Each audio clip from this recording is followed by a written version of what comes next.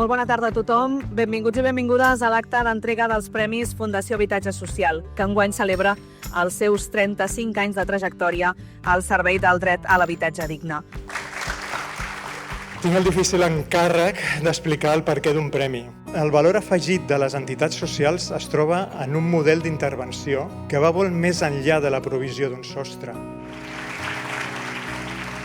35 anys al servei de les famílies que més ho necessiten. Famílies vulnerables i sovint vulnerabilitzades, que veuen com el dret a un habitatge digne se'ls escapa entre els dits.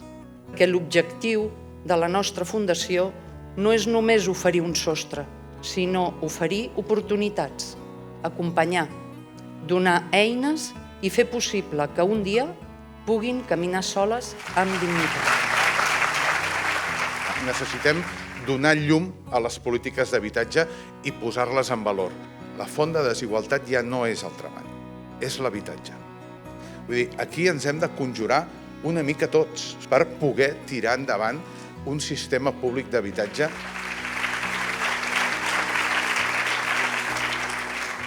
Per mi, casa és un dret, una base, un entorn per créixer, per desenvolupar-nos, per compartir, un espai que ha de ser segur per totes les persones que hi habiten i, en definitiva, un lloc des del que projectar-nos al món. Creiem que la bona acollida que ha tingut destaca que era un premi necessari, no només per posar de relleu la gran labor que ja realitzeu des de les entitats del tercer sector, amb aquesta provisió d'habitatge i d'acompanyament integral, ser font d'exemple i font d'inspiració per totes les iniciatives que hagin de venir de nou. Sense més dilació, convido a la Fundació Llars Compartides, que és la proposta guardonada, perquè ens acompanyin aquí a l'escenari. Felicitats. Aquest premi ens recorda per què fem el que fem. És un reconeixement a la tasca de tot un equip que posa l'ànima en acompanyar persones grans soles perquè puguin viure en un entorn digne, que mai és tard per tornar a començar. Nosaltres avui li atorguem el Premi Fundació Habitatge Social per la seva coherència i el seu compromís i la seva visió. Celebrem la trajectòria de Carme Trilla, una referent indiscutible i una inspiració per tots els que creiem que l'habitatge és i ha de ser sempre un dret. Gràcies, Carme. M'ho ha posat difícil perquè parlar d'habitatge de forma breu és gairebé un oxímoron i que una política d'habitatge que vulgui ser eficient en els seus objectius socials no pot ser reduccionista.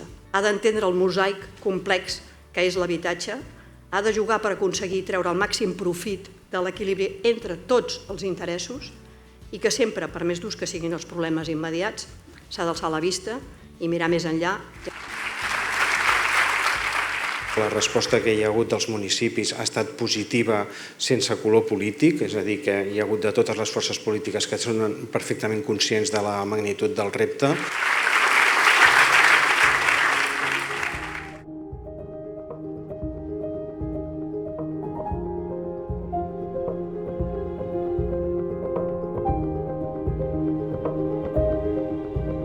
«35 anys després s'ha mostrat que la iniciativa que va prendre Càritas Diocesana de Barcelona, a la qual jo crec que se li ha de reconèixer la iniciativa, el valor i la valentia de tirar endavant aquest projecte, ha mostrat que tenia tot el cervell. Això no ha estat possible sense la gent de la Fundació, tots els treballadors i voluntaris de la Fundació i els donants de la Fundació. Que això, si no fa xarxa, no es fa. I la xarxa que tenim a la Fundació és espectacular. Associacions, fundacions, empreses, entitats financeres, administracions, tots plegats per un objectiu comú. Per tant, llarga vida a la Fundació.